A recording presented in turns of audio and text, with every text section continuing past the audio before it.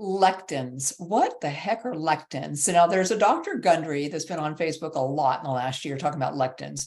And lectins are found in gluten grains, but they're also found in peanuts, which are not a nut, by the way, they grow underground.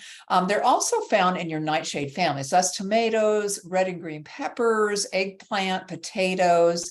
Those are going to be highly inflammatory foods. So yes, you can do a lectin challenge. So what you want to do is maybe go online and look up all the lectin foods and see if you're eating something that's high in lectins. I was doing this and didn't even realize it, but I was using a protein powder made from pea protein and rice protein, both high in lectins. And I developed some lectin issues, which was a lot of inflammation in my gut.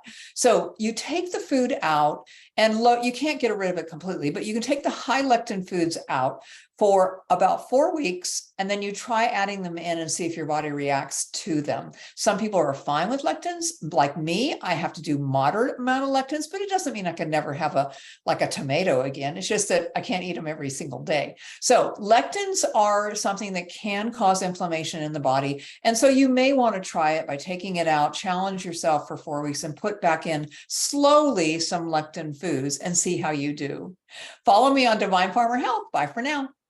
Want to receive restoring organ function recipes to your inbox? Sign up at divinefarmerhealth.com.